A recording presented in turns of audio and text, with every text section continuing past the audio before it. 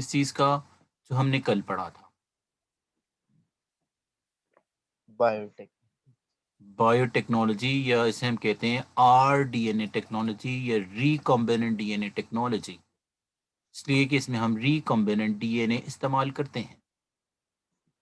तो अगर ये डायग्राम देखी जाए जो हमारी बुक में दी गई है, तो ये अच्छी डायग्राम होगी या बुरी? जो बुक की डायग्राम है, तो एक डायग्राम वो है जो हमारी बुक में दी है, ये बुक की डायग्राम है जो एक्सपेरिमेंट के लिए दी गई है, ताकि इसे एक्सप्लेन किया जा सके कि इसमें क्या हो रहा है। तो अगर इस डायग्राम को एक्सप्लेन किया जाए कि इसमें क्या शो किया गया है, तो दरअसल कहते हैं ये ई कोलाई बैक्टीरिया है। कहाँ से लिया जाता है? ये उसका नॉर्मल डीएनए है। असल में यहाँ पे ये लेबल नहीं हुआ और यही चीज़ जो होती है ना, जो बोर्ड के एग्जाम्स होते हैं, उसमें चेक किया जाता है कि बच्चे को आता है या नहीं। अगर देखें यहाँ पे ये इकोलाई है, ठीक है, और ये इसका सर्कुलर डीएनए है जिसको प्लाज्मिड कहते हैं। इसका नाम इकोलाई इसलिए है कि कोलन में होता है। ई इसलिए है कि साइंटिस्ट का नाम है जिसका डिस्कवरर भी है, जिसने इसके बारे में स्टडी किया था कि एक्चुअली क्या ये हमारे कोलन में होता है। क्या आपको ये पता होगा कि कोलन किसे कहते हैं? What is colon? कोलन क्या होता है? जहाँ पर ये रहता है। तो कोलन है another name for large intestine. जो हमारी लार्ज इंटेस्टाइन है, उसका दूसरा नाम कोलन है। और कोलन के हमारी बॉडी में 3 डिफरेंट पार्ट होते हैं। एक को कहते हैं जो ऊपर जा होता है असेंडिंग कोलन, एक नीचे आ रहा होता है डिसेंडिंग कोलन, और दरमियान आ रहा होता है ट्रांसवर्स कोलन। तो ये कोलन में जो है, दरअसल कहते हैं जो सबसे पहला पार्ट होता है वो सैक लाइक होता है, इसको सीकम कहते हैं। यहाँ पर रहते हैं ये बैक्टीरिया। कुछ एनिमल ऐसे होते हैं जैसे हमारे इसके साथ जो है, वो दरअसल अपेंडिक्स है इसके साथ। तो हमारा अपेंडिक्स जो है वो फंक्शनलेस होता है। जो हर्बीवोरस एनिमल हैं, इनके अपेंडिक्स में भी जो है इकोलाई रहते हैं। और वैसे भी इनका जो अपेंडिक्स है, जो हर्बीवोरस एनिमल होते हैं यानी जो प्लांट फीडर होते हैं, उसमें वो सेल्यूलेस एंजाइम प्रोड्यूस करते हैं ताकि इसको डाइजेस्ट किया जा सके। अगर एप्टीट्यूड टेस्ट वाले जो हैं वो ये सवाल पूछें कि जो ई कोलाई हैं ह्यूमन में, क्या ये पैरासाइट हैं या नॉन पैरासिटिक हैं, सिम्बियोट्स हैं? आपको पता है कि सिम्बियोसिस जो है चैप्टर 12 में, जैसे हम फर्स्ट ईयर में चैप्टर 1 में भी ये बात पढ़ चुके हैं, इस तरीके से दोबारा से हम चैप्टर 12 में पढ़ते हैं जो बॉटनी का पार्ट है। और उसमें ये पूछा जाता है कि सिम्बियोसिस के 2 टाइप हैं, एक को कहते हैं म्यूचुअलिज्म, एक को कहते हैं कमेंसलिज्म। म्यूचुअलिज्म वो होता है जिसमें दोनों बेनिफिट करते हैं, both the partner get benefit from each other. और जो कमेंसल होता है उसमें one of the partner get benefit and the other partner neither get benefit no nor any harm. तो अगर ये कहा जाए कि पैरासाइट होते हैं, कमेंसल होते हैं, या या म्यूचुअल होते हैं, या नन ऑफ दीज होते हैं। जो इकोलाई होते हैं ह्यूमन के इंटेस्टाइन यानी सीकम में रहते हैं, ये लार्ज इंटेस्टाइन में यानी कोलन में रहते हैं। ये क्या होते हैं? तो इसका आंसर है बहुत सिंपल सा, कि ये म्यूचुअलिज्म पर काम करते हैं। म्यूचुअलिज्म का मतलब ये होता है कि दोनों को बेनिफिट होता है, ह्यूमन को भी और बैक्टीरिया को भी। ह्यूमन को क्या बेनिफिट है? ह्यूमन को ये बेनिफिट है, इसकी वजह से एक एंजाइम मिल जाता है, और उस एंजाइम को कॉमन, वही कॉमन क्या, व्हाट इज कॉमन?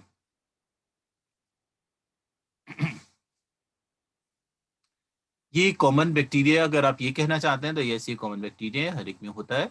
लेकिन अगर हम एंटीबायोटिक का इस्तेमाल करें, कोई भी एंटीबायोटिक हो, तो उससे ये मर जाते हैं। बड़े सेंसिटिव टू एंटीबायोटिक होते हैं, इस वजह से ये मर जाते हैं। लेकिन ये रेजिस्टेंट टू एंटीबायोटिक होते हैं, और वो जिस एंटीबायोटिक के रेजिस्टेंट होते हैं इनको, इसको एम्पिसिलिन कहते हैं। राइट। तो यहाँ पे लेबल करने के लिए बच्चों को दिया जाता है और पूछा जाता है कि ये जिसे लेबल नहीं किया हुआ ये क्या है, तो ये इसका नॉर्मल डीएनए है। जो नॉर्मल डीएनए होता है वो हेलिकल होता है, ये हम चैप्टर 6 में पढ़ते हैं। हेलिकल यानी ऐसे स्प्रिंग की तरह का डीएनए। और दूसरा ये है कि ये पूछते हैं कि जो आउटर कवरिंग है ये क्या है। बच्चा फौरन किताब ला के दिखाता है, कहता है सर इसमें कहाँ लिखा हुआ है कि ये क्या है। इसमें लिखा हुआ या नहीं लिखा हुआ आपने फर्स्ट ईयर भी पढ़ी थी, अगर आपको याद होगा। तो चैप्टर 6 था, वहाँ पर ये लिखा हुआ था कि ये क्या चीज़ है। तो इसे कहते हैं, बच्चे कहते हैं इसको सेल वॉल। अगर हम ये सेल वॉल कहें तो ये तो प्रॉपर सेल नहीं है, इसलिए कि इसमें प्रॉपर न्यूक्लियस ही नहीं है, ये प्रोकैरियोट है। तो इसलिए हम इसको सेल वॉल नहीं कहते, इसको हम बैक्टीरियल वॉल कहते हैं। और इसके नीचे दूसरी कवरिंग होती है जिसको बैक्टीरियल मेम्ब्रेन कहते हैं। बैक्टीरियल वॉल और बैक्टीरियल मेम्ब्रेन, यानी बैक्टीरिया की वॉल और बैक्टीरिया की मेम्ब्रेन। और उसके बाद इसका जो साइटोप्लाज्म है उसको बैक्टीरियोप्लाज्म कहते हैं। ये सारे स्ट्रक्चर तो इसमें होते ही हैं। इसमें दरअसल कहते हैं जो सर्कुलर प्लाज्मिड है उसको हम निकालते हैं और इसमें इन 2 जीन्स की बात करते हैं। एक का नाम लेगजेड जीन है और दूसरे जीन का नाम एएमपीआर है। एएमपीआर वो है जो रिस्पॉन्सिबल है एक एंजाइम के लिए, और आपको ये बात हमें चैप्टर 6 में पता चलती है, one gene one enzyme hypothesis.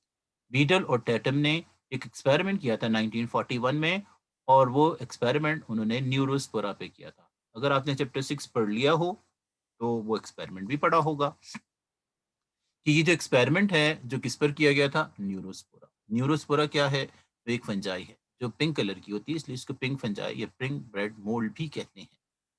तो उसमें इन्होंने एक्सपेरिमेंट किया था और ये प्रूव किया था कि एक जीन जो है, जीन रिस्पॉन्सिबल होता है वन एंजाइम के लिए। सही है या नहीं? One gene is responsible for formation one of one enzyme. एक जीन की वजह से एक एंजाइम बनता है, राइट। और दरअसल जीन क्या है? जीएनए, जीन जो है वो पार्ट ऑफ डीएनए है। डीएनए का ही पार्ट, ये जो डीएनए होता है वही जीन होते हैं। तो डीएनए का मुख्तलिफ पार्ट्स होते हैं, जो कुछ पार्ट उसका जीन होता है। वो डीएनए पूरा के पूरा नहीं, कुछ इसका पार्ट होता है जो आरएनए की सिंथेसिस करता है, जिसके थ्रू प्रोटीन सिंथेसाइज होती है। ये सारी बातें चैप्टर 6 में लिखी हैं, जो इससे पहले है, इसलिए कि ये 9 चैप्टर है। और वो बॉटनी का चैप्टर है वो जेनेटिक्स का ही। इसलिए कि एप्टीट्यूड टेस्ट में जो है वो 30% जेनेटिक्स के क्वेश्चंस आते हैं। और ये जो 30% जेनेटिक्स के क्वेश्चंस होते हैं, ये 3 चैप्टर से मिलकर बनते हैं। चैप्टर 6 बॉटनी, इसके बाद चैप्टर 8 बॉटनी, चैप्टर 9 ज़ूलॉजी। ये जो चैप्टर 9 है इसमें एप्लीकेशन है इसी जीन की, इसी वजह से जेनेटिक इंजीनियरिंग इसका नाम रखा गया है, या बायोटेक्नोलॉजी। कि भाई जेनेटिक इंजीनियरिंग एक टेक्निक है और उसके यूज को बायोटेक्नोलॉजी कहते हैं। तो यहाँ पे दरअसल 2 जीन्स की बात की गई है, एक एएमपीआर, ये एएमपीआर इसको एक एंटीबायोटिक से बचाता है और उस एंटीबायोटिक का नाम है एम्पीसिलिन। आर का मतलब होता है कि ये एम्पिसिलिन से रेजिस्टेंट जीन है, इसलिए कि प्लाज्मिड का जो मेन फंक्शन है वो यही है कि ये इसे एंटीबायोटिक से बचाते हैं, मुख्तलिफ बैक्टीरिया को एंटीबायोटिक से, मुख्तलिफ एंटीबायोटिक से बचाते हैं। तो यहाँ पर जो है वो जो ह्यूमन का जीन है या फॉरेन जीन है या डिजायर जीन है या जो जीन हम लाना चाह रहे हैं, वो लेग सेट की जगह आएगा। सबसे पहले क्या किया जाता है? सबसे पहले इस जीन को ब्रेक करते हैं, ब्रेक। तो ब्रेक करने के लिए जो एंजाइम यूज किया जाता है उसको हम रिस्ट्रिक्शन एंजाइम कहते हैं। तो दरअसल ये रिस्ट्रिक्शन एंजाइम यहाँ पर भी यूज किया जाता है। और ये जो फॉरेन जीन है, फॉरेन का मतलब होता है जल्दी वाला नहीं, फॉरेन का मतलब होता है पराया जीन, वो जीन जो इसका अपना जीन नहीं है, वो जीन जो ह्यूमन से लिया गया है। ये लिखा हुआ है कि ये हम ह्यूमन से ले रहे हैं जीन। तो यहाँ से हमने ह्यूमन से एक जीन लिया, इसलिए कि आपको पता है इसी चैप्टर में आगे जाके हम पढ़ेंगे human genome project. Human genome project, human genome का मतलब होता है the sum of the gene of an organism. किसी भी ऑर्गेनिज्म के जो टोटल जीन होते हैं वो उसका जीनोम कहलाते हैं, और किसी पॉपुलेशन के जो टोटल जीन होते हैं वो जीन पूल कहलाते हैं। Human genome project, yes, HGP, जिसके मुताबिक अब इंसान के 99% जीन्स को मालूम कर लिया गया है, और एक्यूरेसी 99% है उसकी। एक्यूरेसी का मतलब होता है इसमें गलत होने के chances all the genetic material present in the cell. तो जितना भी जेनेटिक मटेरियल है या जितने भी उसके जीन्स हैं उसके टोटल को, उसके सम को जीनोम कहते हैं, जीनोम।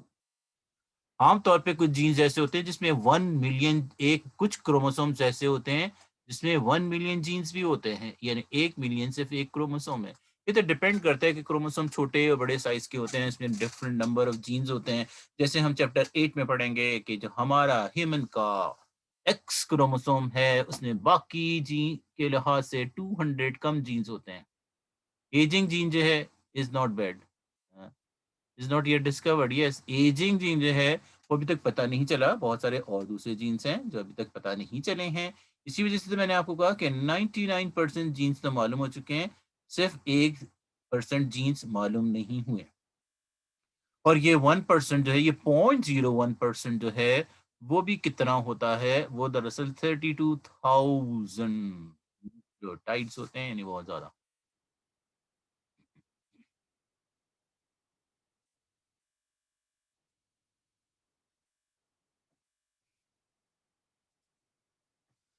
राइट, तो इस तरह से क्या है? इस तरह से है कि यहाँ से ह्यूमन का हमने एक सेल लिया, सेल का ये क्रोमोसोम, क्रोमोसोम पे डीएनए और डीएनए का पार्ट जीन। तो इसे भी दरअसल निकालने के लिए वही सेम तरीका है कि हम रिस्ट्रिक्शन एंजाइम को यूज करते हैं, रिस्ट्रिक्शन एंजाइम, और इसको ब्रेक कर लेते हैं। इस तरह से ये जीन कट हो गया और ये जीन भी यहाँ से कट हो गया। इस तरीके से दो कट जीन के लिए जो एंजाइम कटिंग के लिए यूज करते हैं, उसे हम क्या कहते हैं? उसे हम रिस्ट्रिक्शन एंजाइम कहते हैं। और अगर आपसे रीजन पूछा जाए कि why these enzymes are known as restriction enzyme, इसलिए कि ये हमने बैक्टीरिया से डिस्कवर किए हैं। यही वाला वो बैक्टीरिया है जिससे इसको डिस्कवर किया गया, जिसका नाम इकोलाई है। और ये एक वायरस जो होते हैं, उनके अटैक से अपने आप को महफूज रखते हैं। और जो वो वायरस होते हैं उसका नाम होता है फेज वायरस। कौन सा वायरस? फेज। पूरा नाम है बैक्टीरियोफेज। फेज का मतलब होता है ईटर। फेज का मतलब जैसे फैगोसाइटोसिस एक प्रोसेस है, फेज का मतलब होता है ईटर। तो इस तरीके से बैक्टीरियोफेज का मतलब हुआ वो वायरस जो बैक्टीरिया ईटर होते हैं, इन्हें बैक्टीरिया को खा जाते हैं। लेकिन कहते हैं कि इस वजह से एक रीजन पूछा जाता है, why bacteriophage name is considered as misnomer. ये नाम मिसनॉमर क्यों है? मिसनॉमर। तो दरअसल एक स्टूडेंट से पूछा गया कि मिस नॉमर क्या है? कहने कि किसी टीचर का नाम होगा मिस नॉमर। मिस नॉमर का मतलब होता है इम्प्रॉपर नेम, जो सही नेम नहीं है, जो सही नाम नहीं है। जैसे फाइलम प्रोटोजोआ के बारे में भी कहते हैं कि जिसका नाम है वो भी मिस नॉमर है। मिस नॉमर का मतलब होता है मिसलीडिंग नाम। नॉमी नेम को कहते हैं, और मिस का मतलब होता है इम्प्रॉपर, जो प्रॉपर नहीं है उसको मिस नॉमर कहते हैं। जैसे स्टारफिश है, कि स्टारफिश का नाम भी मिसनॉमर में शामिल होता है। और मिसनॉमर इसलिए होता है कि वो प्रॉपर नेम नहीं है, और प्रॉपर इसलिए नहीं है कि स्टारफिश फिश ही नहीं है। वो तो एक इनवर्टिब्रेट एनिमल है जिसका ताल्लुक फाइलम इकाइनोडर्मिटा से होता है। क्रोमोसोम भी मिसनॉमर है, यस, क्रोमोसोम भी मिसनॉमर है। क्रोमोसोम भी मिसनॉमर है इसलिए कि वो भी इम्प्रॉपर नेम है। इसलिए कि क्रोमो का मतलब कलर और सोम का मतलब बॉडी होता है। इसका मतलब होता है कि कलर्ड बॉडी। असल में वो कलर्ड बॉडी नहीं है, वो सिर्फ कलर एब्जॉर्बिंग बॉडी बॉडी है, इसलिए हम कहते हैं ये भी मिसनॉमर है। हम कहते हैं फाइलम प्रोटोजोआ, प्रोटो कहते हैं फर्स्ट को, जोआ कहते हैं एनिमल को। तो दरअसल हम प्रोटोजोन्स को अब हम एनिमल कंसीडर ही नहीं करते। और उसका रीजन ये है कि दुनिया में कोई यूनिसेल्युलर एनिमल नहीं है। यूनिसेल्युलर यानी वन सेल वाला। तो वन सेल के एनिमल नहीं होते। एनिमल हमेशा मेनी सेल वाले होते हैं, इस वजह से वो प्रोटोजोन्स नहीं मेटाजोन्स कहलाते हैं। तो ये मिसनॉमर में से ये भी एक मिसनॉमर है। फेज का मतलब होता है ईटर। ईटर का मतलब है खा जाना। असल में बैक्टीरिया जो है वो तो बड़ा होता है और वायरस छोटा होता है। तो बड़ी चीज छोटे को कैसे खा लेगी? वो खुद छोटा है, लेकिन वायरस जो है वो खुद छोटा है, उसको होस्ट बड़ा होता है। तो ये इसे तो खा ही नहीं सकता, इसलिए ये मिसनॉमर है। यहाँ पे अगर आप देखें, ये वायरस है जो इकोलाई के ऊपर अटैक कर रहा है। और दरअसल कहते हैं कि वायरस इस बैक्टीरिया से कितना छोटा है। तो वायरस जो है जब वो इतना छोटा है, बैक्टीरिया यानी इसका होस्ट इतना बड़ा है, तो एक्चुअली ये इसको खाता नहीं है, बल्कि क्या करता है, इसकी लिसिस कर देता है। लिसिस का मतलब होता है इसको ब्रेक डाउन कर देता है, अपने होस्ट को ब्रेक करता है, वैसे ईट नहीं करता। इसलिए हम कहते हैं कि जो बैक्टीरिया फेज में फेज है, फेज का मतलब होता है eater, actually it does not eat, eat नहीं करता, बल्कि सिर्फ उसको डिस्ट्रॉय या लिसिस कॉज कर देता है। क्या ये बात राइट है या रॉन्ग है? इस डायग्राम पे हम दोबारा आ जाते हैं वापस, come back to the diagram जो हमारी बुक में बनी हुई है, ताकि उसकी आपको लेबलिंग आ जाए। फिर क्या करते हैं, फिर जैसे कहते हैं कि ह्यूमन का जीन लिया हमने और ये प्लाज्मिड लिया, इसको ब्रेक किया, इसको ब्रेक किया, अब इन दोनों को, इस पीस को इस जगह ज्वाइन करना है। तो ये जो है यहाँ इसके लिए एक और एंजाइम यूज करते हैं जिसको हम लाइगेज कहते हैं। लाइगेज वो होते हैं जो ज्वाइनिंग के लिए इस्तेमाल होते हैं। आजकल शायद आपको पता हो कि पहले जमाने में ऑपरेशन जब होते थे, जैसे अगर उंगली में कोई कट लग जाए बहुत बड़ा, तो स्टिचेस किए जाते हैं, स्टिच। और स्टिच जो होते हैं उसके बाकायदा निशान पड़ जाते हैं, ऐसे स्टिच के, जैसे जिप होती है ना, बिल्कुल ऐसे स्टिचिंग के निशान आ जाते हैं। तो ऑपरेशन किए जाते थे वो भी स्टिचिंग के जरिए। कैटगट इस्तेमाल करते हैं, शायद आपको पता हो कैटगट क्या होती है। बिल्ली की जो इंटेस्टाइन होती है उसको ड्राई करके उसके थ्रेड बनाए जाते हैं, उसको यूज किया जाता है। अब एक नया तरीका आ गया है और वो है लिगेशन। लिगेशन में क्या किया जाता है, जैसे एल्फी होती है, एल्फी, एल्फी अगर लगा दें तो दो चीजें आपस में जुड़ जाती हैं, तो इस तरीके से उनको भी ऐसे जोड़ दिया जाता है कि बीच में कोई निशान बाकी नहीं रहता। दो पीसेस को लेते हैं, बीच में केमिकल लगाते हैं, उसके बाद उन दोनों को ऐसे यूं जोड़ देते हैं। उसका नतीजा ये होता है कि बहुत अरसे तक, आपको पता है कि पहले ये होते थे कि ज़ख्म जो है वो पक जाया करते थे, अगर उसकी केयर ना की जाए, कभी जरासीम लग जाते थे, इन्फेक्शन हो जाता था। ये सर्जरी के वक़्त ही होता है, कभी-कभी एहतियाती करे। एहतियाती का मतलब होता है जो मरीज़ होता है वो एहतियात नहीं करता, कभी डॉक्टर्स की वज़ह से कोई गफ़लत हो सकती है, या नर्सेज़ के जो, या पैरामेडिकल स्टाफ होता है वो कुछ केयर ना करे। तो क्लीनलीनेस की बड़ी केयर की जाती है, हाइजीन की बड़ी केयर की जाती है। अगर नहीं किया जाए तो ज़ख्म ख़राब हो जाता है, यानी ज़ख्म पकना शुरू हो जाता है। तो लिगेशन जो है वो नया तरीका है। इसमें क्या करते हैं कि केमिकल डाल देते हैं और उसके बाद वो दोनों पीसेस जुड़ जाते हैं, निशान भी बाकी नहीं रहते इसके। और ये हीलिंग बहुत जल्दी हो जाती है, बड़ी क्विक हीलिंग है। तो इसी तरह से एंजाइम जो ज्वाइनिंग के लिए इस्तेमाल होते हैं उनको भी हम लाइगेज एंजाइम कहते हैं।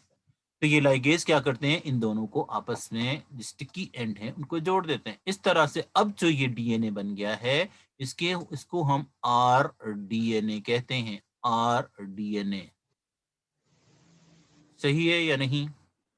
एग्जाम में पूछा जाता है, इसलिए कि चैप्टर 6 जो है उसमें आर आरएनए है। R RNA, R RNA exam में पूछा जाता है कि what is the difference between R RNA and R DNA. बच्चे कहते हैं आर आरएनए तो सही है, ये आर डीएनए कहाँ से आ गया? तो ये रिकॉम्बिनेंट डीएनए है। रिकॉम्बिनेंट उसे कहते हैं जिसके कॉम्बिनेशन को चेंज किया जाए।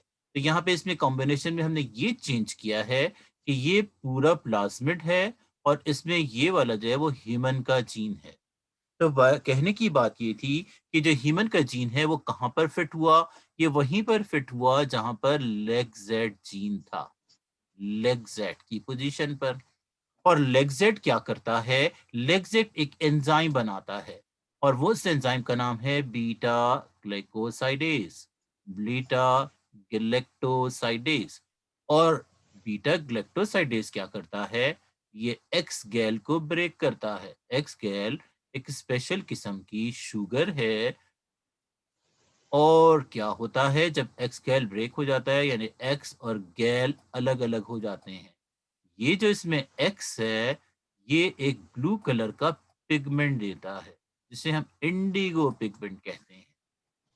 इस वजह से अगर ये जीन होगा तो ये एंजाइम बनेगा, अगर ये एंजाइम बनेगा तो ये ब्रेक होगा, अगर ये ब्रेक होगा तो ये ब्लू कलरेशन देगा।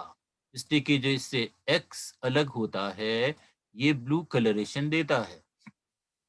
लेकिन इस जीन की जगह अगर हमारा फॉरेन जीन आकर फिट हो जाए, ये वो जीन है जिसे हम फॉरेन जीन कहते हैं। ये वो जीन है जिसे हम कहते हैं जीन ऑफ डिजायर, या अपनी मर्जी का जीन, या वो जीन जो हम इसमें ऐड करना चाह रहे थे। तो ये चेक करने के लिए कि ये जो हमने इतनी सारी मेहनत की, उस जीन को निकाला, ब्रेक किया, इसे निकाला, इसको कट किया, फिर उसके बाद इन दोनों को फिट किया, और ये जो इतनी मेहनत की गई, ये काम आई भी या नहीं आई। तो हम दरअसल कहते हैं कि इस बैक्टीरिया को रखते हैं किसके में? इस बैक्टीरिया को रखा जाता है एक मीडियम में। सबसे पहले जो ये आरडीएनए है, इसको तो दरअसल इसे एंटर कर देते हैं एक और होस्ट बैक्टीरियम में, जिसको इस होस्ट बैक्टीरियम को जिसमें ये प्लाज्मिड रखा जाता है, उसे हम ट्रांसजेनिक बैक्टीरिया कहते हैं। ट्रांसजेनिक उसे कहते हैं जिसके जीन्स को चेंज किया गया हो। ऐसे बैक्टीरिया कहलाते हैं ट्रांसजेनिक। ट्रांस का मतलब होता है ट्रांसफर, और जीनक का मतलब होता है जीन, जिसमें जीन ट्रांसफर किया गया हो, इसलिए हम इसे कहते हैं ट्रांसजेनिक बैक्टीरिया। इसी को हम कहते हैं होस्ट बैक्टीरिया। इसके अंदर जो ये न्यू जीन है, हम इसे न्यू जीन कहें, या इसे हम फॉरेन जीन कहें, या हम इसे डिजायर्ड जीन कहें, ये ह्यूमन का जीन है। तो ये दरअसल कहते हैं कि जो प्लाज्मिड है, क्या ये अपना वर्क करता है या नहीं करता। इसलिए कि इसके अंदर ये वाला जीन जो है वो अभी तक मौजूद है। और ये जीन किस चीज का जीन है? ये जीन जो है वो इसमें इसे एंटीबायोटिक से बचाता है। तो ये चेक करने के लिए कि वाकई जो दूसरे जीन हैं वो काम कर रहे हैं या नहीं कर रहे, यानी AMPR वाला जीन इसमें मौजूद है या नहीं। इस वजह से हम इसे रखते हैं एक मीडियम में, और उस मीडियम में दो चीजें, इन दो जीन्स को चेक करने के लिए दो चीजों के मीडियम में इसको रखते हैं। और वो दो चीजें क्या हैं जिस मीडियम में इसको रखा जाता है?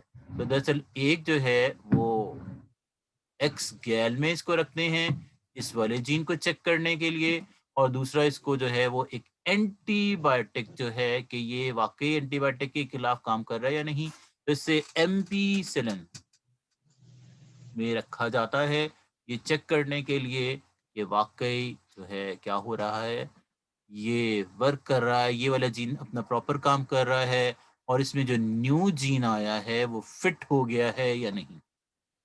तो ये चेक करने के लिए फिर क्या होता है, दरअसल कहते हैं कि ये जो बैक्टीरिया हैं, ये दरअसल कहते हैं जिसका नॉर्मल फंक्शन है प्लाज्मिड का, वो तो ये परफॉर्म करता है। जैसे हम पढ़ चुके हैं कि ये फर्टिलिटी को इंक्रीज करता है, कोलिसिन कैरेक्टरिस्टिक्स लगता है, और इस तरीके से इसे सेव करता है एंटीबायोटिक से। तो ये सारे काम जो हैं वो ये कर रहा है या नहीं? वो तो जो इसके प्रॉपर काम है वो तो ये कर ही रहा होता है, यानी इसको एंटीबायोटिक से बचाता है। एंटीबायोटिक का मतलब क्या होता है? एंटीबायो, एंटी का मतलब होता है ऑपोजिट, बायो का मतलब होता है लिविंग। जो लिविंग के ऑपोजिट होती हैं उनको हम एंटीबायोटिक कहते हैं। तो दरअसल कौन से लिविंग के? वो बैक्टीरिया या फंजाई होते हैं। अगर आपको शायद ये बात मालूम हो कि वो कौन सी एंटीबायोटिक है जो हम वायरसेस के लिए इस्तेमाल करते हैं, तो आपको ये पता होना चाहिए कि आज तक वो एंटीबायोटिक इजाद ही नहीं हुई जो वायरसेस को किल कर सके। तो जितनी भी एंटीबायोटिक होती हैं वो सब के सब सिर्फ बैक्टीरिया को ही किल करती हैं, और वायरसेस को किल नहीं करती। और इस वजह से कभी किसी को कोई वायरल अटैक होता है तब उसको भी जो है एंटीबायोटिक दी जाती है, लेकिन वो वायरस को किल करने के लिए नहीं होती। दी तो जाती है लेकिन वो वायरस को किल करने के लिए होती है। यस, वैक्सीन जो हैं वो होती हैं वायरसेस को किल करने के लिए। क्रोमोसोम भी मिसनॉमर है। यस,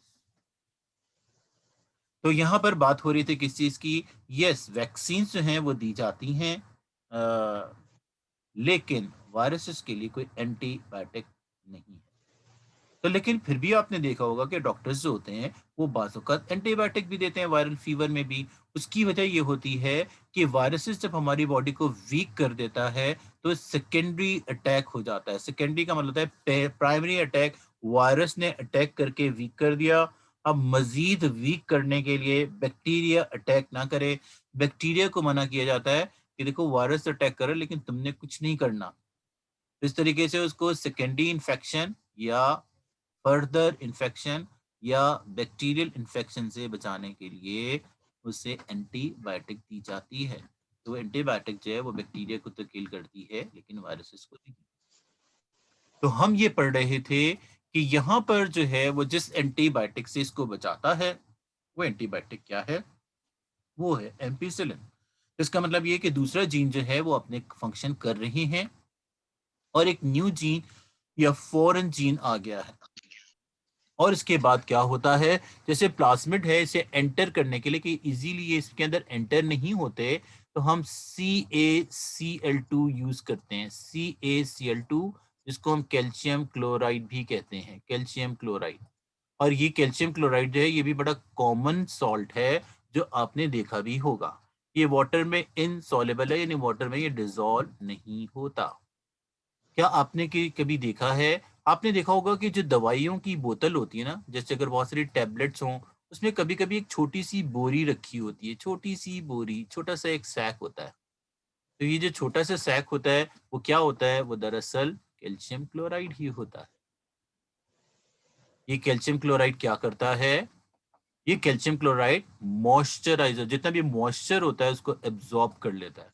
जितना भी वाटर होता है यानी नमी से बचाता है, दवाई को नमी से बचाता है, ये काम करता है। लेकिन यहाँ पे हम इसको किस लिए यूज कर रहे हैं, इसके पोर्स को इंक्रीज करने के लिए। इसके पोर्स इंक्रीज हो जाते हैं और प्लाज्मिड एंटर हो जाता है। Yes, to keep the medicine dry, ताकि वो ड्राई रहे, इसमें कोई नमी ना हो, नमी से खराब ना हो। इसलिए कि अगर नमी होगी तो इसके फर्दर ये होगा कि इसमें एक फंगल अटैक भी शुरू हो जाएगा। तो उस फंगल अटैक से बचाने के लिए क्या किया जाता है, उस फंगल अटैक से सेफ करने के लिए इसको ड्राई रखा जाता है, ताकि मेडिसिन जो है वो हमारी बिल्कुल ड्राई हो।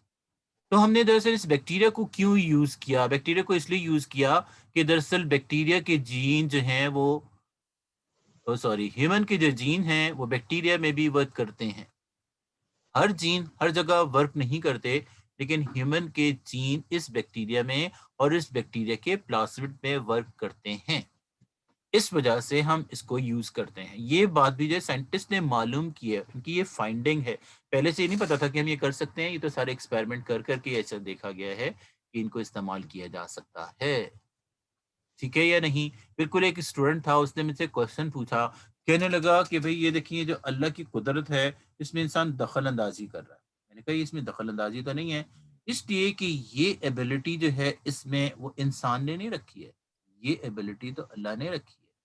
कुदरत की तरफ से ये एबिलिटी उसमें मौजूद है कि इसमें फंक्शन करते हैं। जिस तरीके से हम क्लोनिंग करते हैं, इंसान का काम होता है सिर्फ और सिर्फ दो चीजों को मिक्स कर देना। अब क्या होगा क्या नहीं होगा इसके बारे में वो कुछ नहीं कह सकता। उसकी एक प्रोडिक्शन तो होती है कि इससे ऐसा होना चाहिए, लेकिन हो सकता है ऐसा ना हो। जिस तरीके से आपने देखा होगा कि इंसान चाहता था कि वो चांद पर चला जाए, लेकिन 10 जो थे वो रॉकेट फेल हो गए। 11वां रॉकेट जो था वो गया था, इसका नाम अपोलो 11 था। अपोलो 11 जो था वो सक्सेसफुल रहा, यानी वो कामयाब हो गया, बाकी तो सारे नाकाम ही रहे थे। इसका फायदा ये भी होता है कि बैक्टीरिया जो 20 मिनट में डिवाइड हो जाते हैं। इस वजह से जो आरडीएनए है वो भी डिवाइड होते हैं, इसलिए कि आरडीएनए जो है इसमें इसकी रिवीजन को हम रेप्लिकेशन ऑफ डीएनए कहते हैं। इसका नॉर्मल डीएनए भी रेप्लिकेट होता है और ये भी रेप्लिकेट होता है। इस वजह से एग्जाम में जो एप्टीट्यूड टेस्ट है उसमें ये तस्वीर दी गई और इसके ऊपर इन्होंने एक स्क्वायर लगाया और उन्होंने पूछा कि बताएं ये कितने मिनट के बाद बैक्टीरिया बने हैं। तो इसके अंदर जो है वो टाइम दिया गया था 20, 40, 60, 80 minute, not second, not second, not second, 20 second, not second, minutes, minutes. अगर आपने कहा 20 मिनट्स, तो your answer is incorrect. If you are saying 20 minutes again, answer है 40 मिनट्स। यस, इसलिए कि ये दो बनेंगे 20 मिनट में, 2 से 4 हो जाएंगे 40 मिनट में। 40 minutes is the correct answer. सही या नहीं? तो दरअसल कहते हैं कि ढूंढ ढूंढ के लोग ऐसे मुश्किल सवालात, स्टूडेंट जो होते हैं बहुत सारे ये कहते हैं कि एप्टीट्यूड टेस्ट इसलिए लिए जाते हैं ताकि बच्चों को इजीली फेल किया जा सके। नहीं, ऐसे नहीं होता। असल में उन्हें चेक किया जाता है कि उनकी नॉलेज कैसी, सुपरफिशियल नॉलेज है या इन डेप्थ नॉलेज है।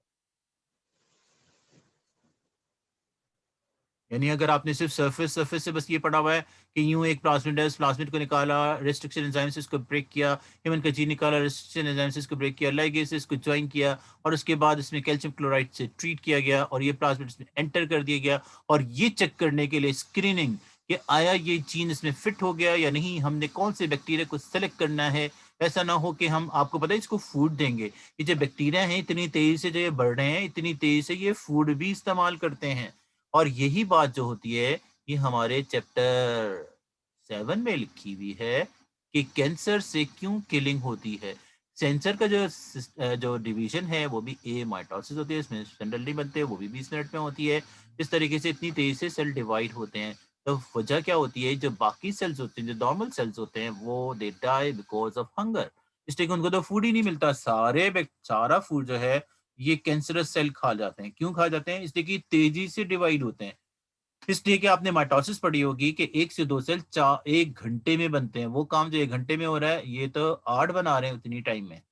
यानी 8 time faster than the normal sales. इस तरीके से सारा फूड ये इस्तेमाल करते हैं। जैसे शादी-ब्याह की तकरीबात भी होती हैं, अगर आपने उसमें भी कभी किसी लोगों को खाते हुए देखा हुआ हो, तो लोग जो होते हैं वो पहाड़ियाँ बना लेते हैं।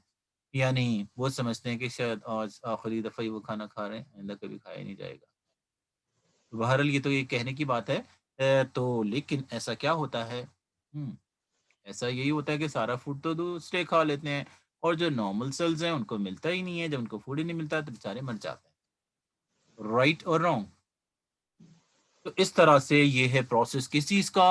आरडीएनए टेक्नोलॉजी का। सिंपल सा कि भई इसके अंदर फिर इसके बाद हम इसे होस्ट सेल में रखते हैं, जिसको हम ट्रांसजेनिक बैक्टीरिया भी कहते हैं और इस तरीके से इनका कल्चर होता है। तो यहाँ पर भी दरअसल ये कलर डायग्राम थी, ये कुछ ब्लू हैं और कुछ व्हाइट हैं।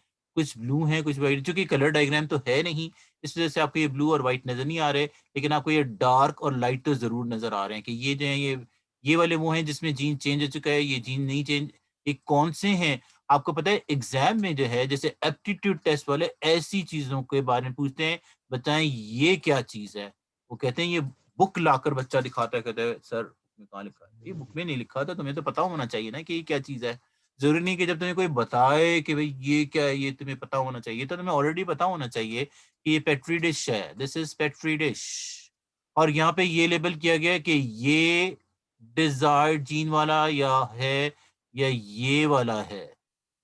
इससे जो है चूँकि कलर तो नज़र नहीं आ रहे स्क्रीनिंग से, लेकिन फिर भी हमें पता चलेगा अगर इस पे नंबर लिखा हो 1 और इस पे नंबर मैंने लिखा हो 2, तो दरअसल कौन-सा है जो कि डिज़ायर्ड जीन वाले बैक्टीरिया हैं। डिज़ायर्ड यानी फॉरेन जीन वाले, फॉरेन जीन यानी आरडीएनए वाले, ऐसे जिसका कॉम्बिनेशन चेंज कर दिया गया हो।